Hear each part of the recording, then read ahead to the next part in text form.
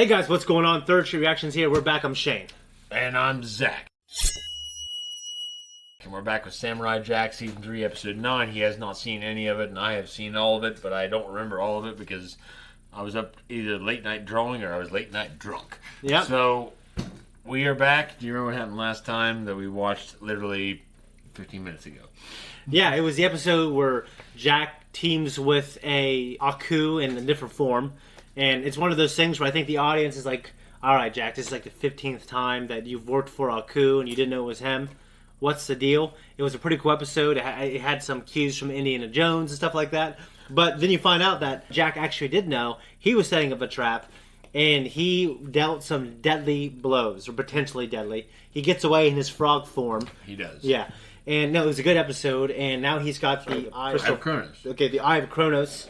So I figured that's going to be a part of the story maybe going forward. I don't know if this show functions that way. Guys, before we jump in, just make sure if you want to watch a full-length reaction of this, go to Patreon, link down below. You can also get up to 2 weeks early access. Let's go. For a second, I thought he was going to be like his old version there that I know he is in the last season. That'd be a good way to introduce it, too. Oh, you don't get that for last season. Yeah.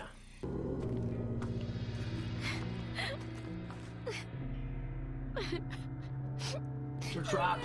Excuse me,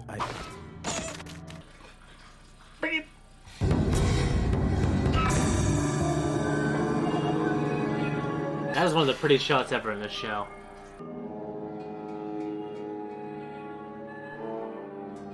That's some. I've noticed some of the shots have like they've been increasing. Some like there's like these shots where they're walking towards the camera. Yeah.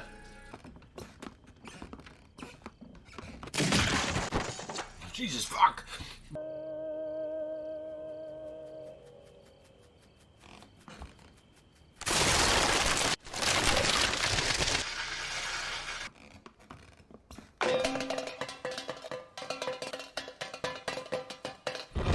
Jesus. What? Cool animation though. Fuck yeah. Man, that's so cool.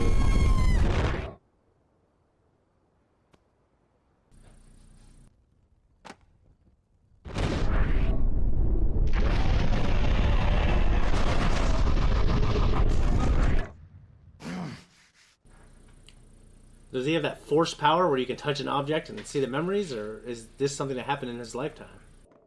Please, show yourself. I mean no harm. Very well. I am leaving your doll. Here. Right?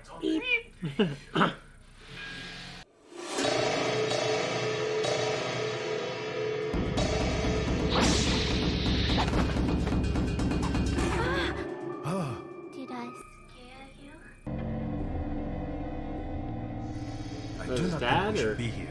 I think we have been here too long already. Impossible! What is this? There was a door here. Hey. See, I immediately just from that, I must have fucked up. Does the house shift? No. There's gotta be windows though, come on. Windows gone. Oh, there's windows gone! Perhaps after some rest, we shall find our way out of this strange place. I would have been freaking out. I've been a lot more awake. Like if I knew there was a fucking door there, yeah, and all the windows are just gone.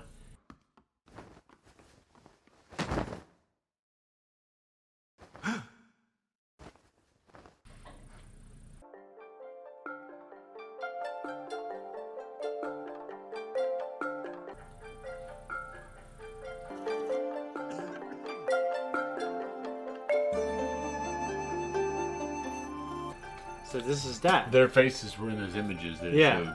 Yeah. No! There is something wrong. I don't understand. Come, have tea with us. This is...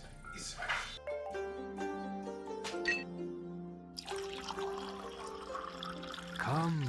So hypothetically, he can just get, give into the illusion and live in And it. die. Yeah. What has happened to your home? And why is this room so impeccable?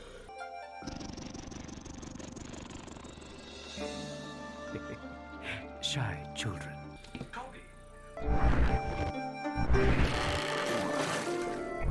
Well, the illusion is falling apart. Dude, that's just... Yeah.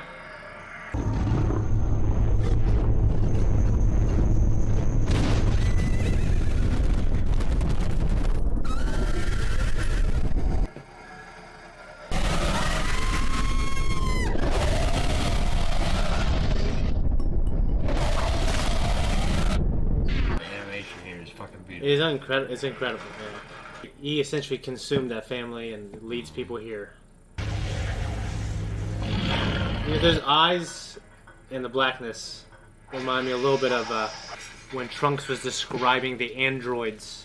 Yeah, I remember that. You can't harm me! I made you! He presents with these monsters.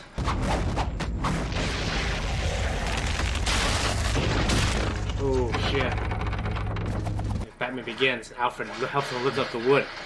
And the house is on fire.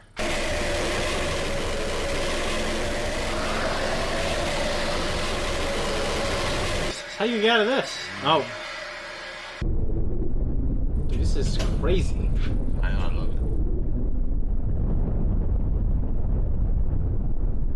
it. If you're stuck in this place and you have your consciousness, that'd be terrible.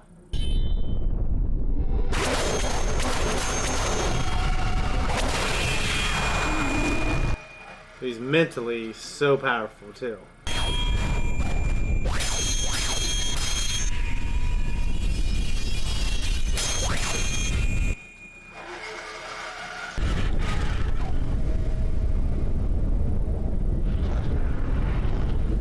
These calves are crazy.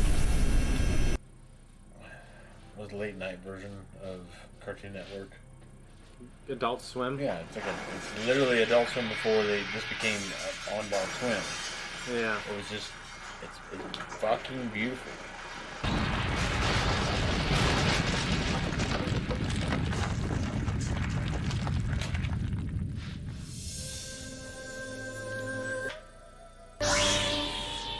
That's so bad. Thank God. You're alive! Yes.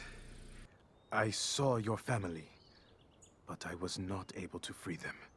Cooney? Zachary? Yeah. Hey, that's cool. Guys, that was a reaction. This is our discussion.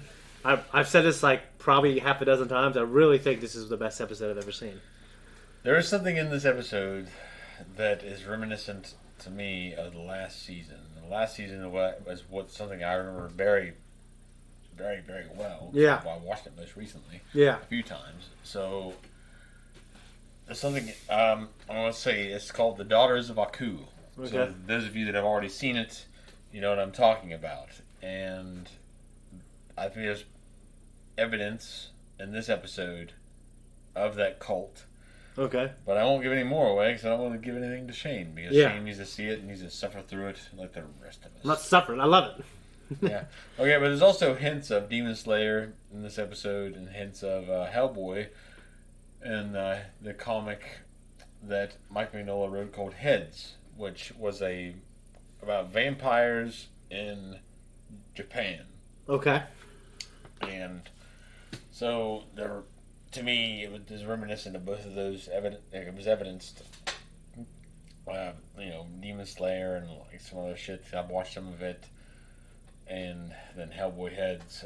That's what I got from this episode. Other than that, Okay. I have no other notes. So I mean, to me, it was just like a hauntingly beautiful episode.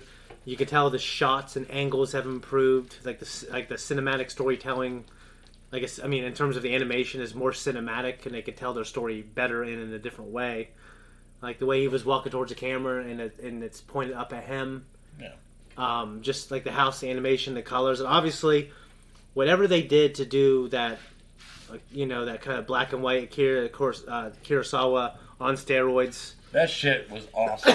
It was great. I mean, to me, Awesome. I kind of feel like it went on 1 minute too long because to me it was like a sensory overload. In terms of it was so intense. It was very, very, very fucking intense. Yeah. But I loved it because I could sit down and look at that shit and look it up and draw based off of it. Like, it's so inspirational. It is really something. So, and I'm wondering if they figured out like a new way of like, well, we want to keep our animation style, but so we're going to take him to this different dimension, basically. Yeah. And it's going to feel like the show, but it's also going to feel like Japanese. And I think it's really cool. And I felt so much more threatened by him than I did kind of Aku in some cases.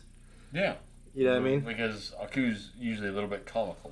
Yeah. So but this guy is just like a fucking...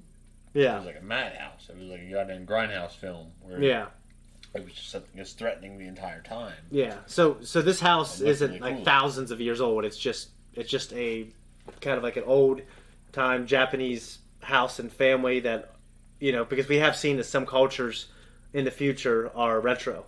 Yeah. So, okay, that's what it is. And thankfully, he was able to free their souls. No, I really, really loved it. It was beautifully told, the story. Like, there wasn't really any talking until he confronted the girl. And it was simple, but it was cool. I can't really say much else about it. I really liked it. I think it was definitely one of my top 3 favorite episodes. I mean, I really love that Bounty Hunter episode with the Western one. What really gets me with these episodes are the performances of the voice actors and a lot of the comedy. So Makoto Iwamatsu and John DiMaggio. Yeah. And those performances, and of course, fucking Phil Lamar. Yeah, I mean... These people... I love the voice acting performances in this show. I love them from beginning to end. And their voice acting performances are so fucking great. I agree. And I truly, really am into the story. How he talked about how he thought there was a window or door there, and it wasn't. But we knew the house changed. Like, I can't remember what it's called. Like, I really always doubt, like my memory. I do it quite a bit. I do the same thing. Yeah. But I have other mental problems. So I'm mental. Yeah. More mental than him. For sure. Yes. But, yeah, I have the same thing. No. Did I really But I have it expect that? I have it to a degree to where I think it's something that's diagnosable. Yeah. I remember I was talking... Well, you already made it a point to say that I'm diagnosable, so... For sure. Yes. But it's not that. Without a doubt. I mean, No there's some doubts. You can never be completely sure. But I mean, I bet money. doubt. That being said, like, I love, obviously, I think Gindi actually has a great story, too. And if you don't have that, I mean, okay, actually, I disagree with that. Some things that look beautiful and they don't have a great story, I still like them. This has a great story, and the art elevates it so much. So, yeah, just on to the next one, guys. If you want to see the next one right now, just go to our Patreon. You can also see the full-length version of this. We're out of here. Alright, thanks everyone for tuning in. If you like what we do here, you can like and subscribe. You can comment down below. You can hit the thank you button. It really helps us if you want to tip us. If you don't want to tip us, you can troll us, and we'll troll you back, and we don't care. He will. So I will troll you back. But other than that, hey, we'll see you.